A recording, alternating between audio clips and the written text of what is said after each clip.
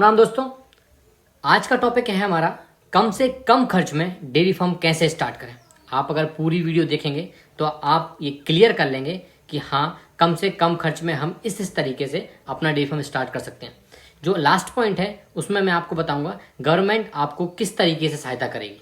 Government आपको बिल्कुल easily सहायता भी करती है और फिर और अच्छे से करेगी। अगर आपको अभी सब्सिडी या योजना का लाभ नहीं मिल रहा है तो इस वीडियो के बाद आपको ये तरीका पता पड़ जाएगा कि आप कैसे इसका लाभ उठा सकते हैं।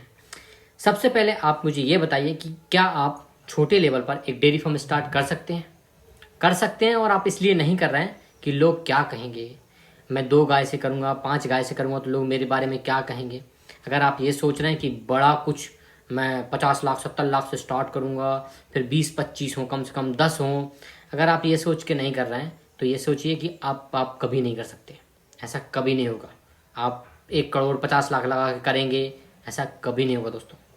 ऐसा दिन कभी नहीं आएगा। लेकिन मैं आपसे वादा करता हूँ, आप 1 गाय से 2 गाय से 3 गाय से स्टार्ट करेंगे तो आप उस लेवल पर ज़रूर पहुँच जाएंगे जिस लेवल पर आज सोच रहे हैं।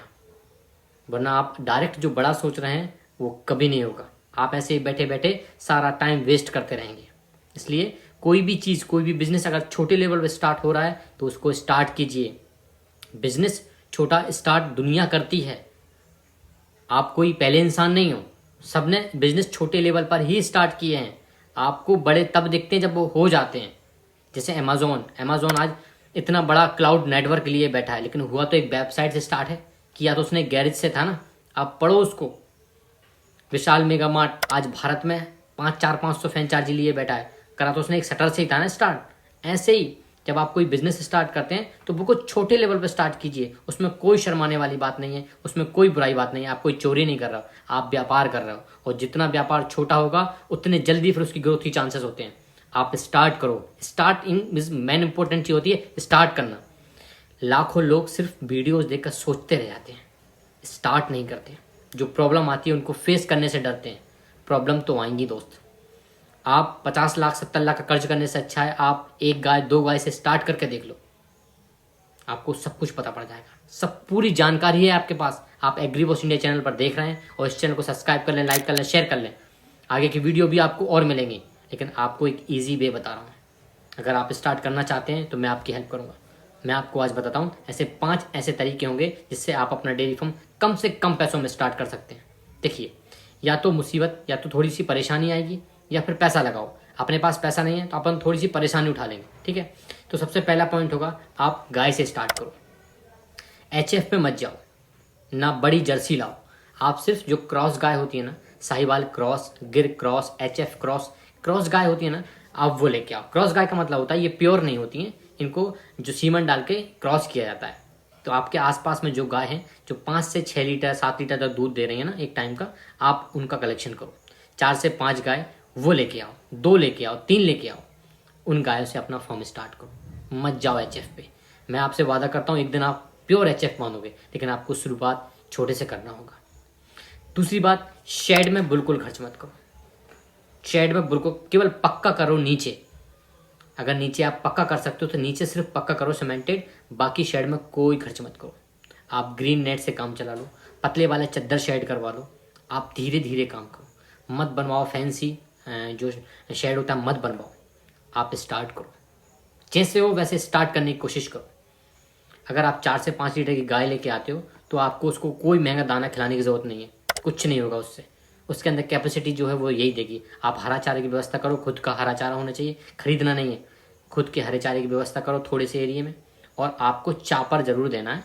चापर आप यूज़ करो, चापर का खर्च करो बस। आपको सांदी जो पानी की बनती है, आपको वो मिला के, चापर मिला के वो खिलानी है बस। आप इजीली, आपको कोई बड़ी बात नहीं है, आपको कुछ दाना माना कुछ नहीं खिलाना आपको। आप सीधे सीधे धीरे धीरे ग्रो करने की कोशिश करो। 1 लीटर कम देगी ना, देने देना, लेकिन धीरे धीरे ग्रो करने की कोशिश करो। जब आप खुद का चारा उगाएं तो आपका चारे का पैसा भी बच जाएगा, शेड का पैसा भी बच जाएगा। आप सिर्फ पशु लेके आए हो ना, तो पशु आपको अच्छे से अच्छा पशु, अच्छे 5-6 लीटर 4-5 लीटर 30-30 हज़ार के मिल जाएंगे। तो आप 1 लाख रुपए में ले आओगे। 40-50 हज़ार रुपये आप ये व्यवस्था में लगा दोगे तो 1.5 से 2 लाख रुपए में आप अच्छे से अच्छा फॉर्म स्टार्ट कर रहे हो। सबसे इंपॉर्टेंट चीज़ आती है, जो दूध हो रहा है आपको वो दूध किसी संस्थान को नहीं देना है, ना किसी परमानेंट डेयरी को देना है। आपको वो दूध जो घर हैं, जो आपके नियर बाय दूध जो जॉब वाले घर होंगे या जिनको दूध की ज़रूरत है, आपको डायरेक्ट कस्टमर को दूध देना है। सबसे प्रॉफिट का सबसे इम्पोर्टेंट हिस्सा है ये। आपको डेयरी का दूध जो है वो डायरेक्ट कस्टमर तक देना है। कोई आपको सरकारी संस्थान में या फिर ऐसी वैसी जगह नहीं देना जहाँ रेट कम जाता हो। आप कस्टमर तक दें, 50 रुपये लीटर में दें, लेकिन कस्टमर तक दें। उससे क्या होगा, आप आज दूध में एक खासियत बताऊँ मैं आपको, एक मूल मंत्र है दूध का। दूध में आप दूध नहीं बेचते हो, आप अपना भरोसा बेचते हो। आप अपना भरोसा दिलाते हो उनको कि आपको हम प्रोडक्ट अच्छा देंगे, ये भरोसा होता है दूध का। तो आपको भरोसा दिलाना है। आप 2 की जगह 1 ग्राहक बांधो, लेकिन अच्छा बांधो। मैं आपसे वादा करता हूँ, आप गाय बढ़ाओगे, यहाँ ग्राहक आपके ऑटोमेटिक बढ़ जाएंगे।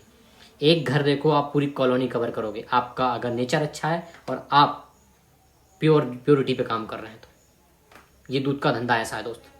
तो आप डायरेक्ट ग्राहक को मत शर्माओ कि मैं 2 बाटल लेके जाऊंगा। जाओ ना, आपको शर्म 2 दिन आएगी, 30 दिन आप गर्व से जाओ।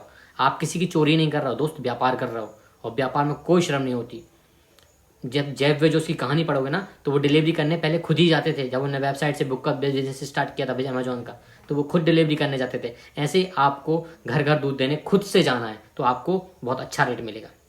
जब आप निपुण हो जाएंगे 1 साल आपके, और जो पैसा है वो खाते में लेना है, ये बात ध्यान रखना। तो उससे आपका जो 5th पॉइंट है वो क्लियर हो रहा है। अब देखिए, आप व्यापार करते करते 1 साल हो गया है, घर बैठे थे, आपने 1 साल व्यापार कर लिया है, आपने कस्टमर देख लिया है, आपने गाय भैंस का बिजनेस देख लिया, आपने उनकी सेवा कर ली। अगर आपको उनसे मोह हो रहा है, आपको उनसे प्रेम है, आपको अच्छा लग रहा है काम, अब बढ़ाइए। अब आपको बैंक लोन देगी, क्योंकि आपने जो पैसा दूध बेच रहे थे वो आपके खाते में आ रहा था, तो बैंक आपकी स्टेटमेंट देखेगी, अब आपकी मेहनत देखेगी। हो सकता है आपका दूध बैंक में जाता हो, तो वो आप इजीली वहाँ पर आप ट्रांजेक्शन कर सकते हैं। एक पॉइंट। दूसरा पॉइंट, आपको सब्सिडी इजीली मिल जाएगी। फिर सब्सिडी के लिए आप अप्लाई करेंगे। आप चाहे 10 लीटर भी बेचते हैं ना, आपके पास सेटअप है ना, तो आप सब्सिडी के लिए अप्लाई कर सकते हैं, बैंक लोन के लिए अप्लाई कर सकते हैं। ये सब चीज़ें खुल जाती हैं। आप घर बैठे बैठे आपको बैंक लोन नहीं मिलेगा। किसान बहुत डिफाल्टर होते हैं दोस्त। अपन को स्टार्ट करो, सब कुछ मिलेगा। अगर आप यहाँ से 100 किलोमीटर दूर जाना चाहते हो और आप सोचो कि मुझे हमेशा ग्रीन सिग्नल मिले, तो वो नहीं मिलेगा। आपको घर से निकलना पड़ेगा, कहीं रेड कहीं ग्रीन, कहीं रेड कहीं ग्रीन, आपको उनसे रास्ता काट कर जाना पड़ेगा आगे। तो ये सब चीज़ें आपको मायने रखती हैं बिजनेस करने में। तो ये सब चीज़ों का आपको ध्यान रखना है। और जैसे भी हो, छोटा हो बड़ा हो, अपना फॉर्म स्टार्ट कीजिए, अपना फॉर्म स्टार्ट कीजिए। अगर आपको ये मेरी जानकारी अच्छी लगी हो, आपको ये इन्फॉर्मेशन थोड़ी सी भी आपके लायक हो, तो इस चैनल को सब्सक्राइब ज़रूर करें, लाइक करें, शेयर करें। और आपका मित्र जो भी डेयरी फार्म करना चाहता है उस तक ये वीडियो शेयर करें। एग्री बॉस इंडिया चैनल को फॉलो करें। हम चाहते हैं हर किसान बने बिजनेसमैन। राम राम दोस्तों।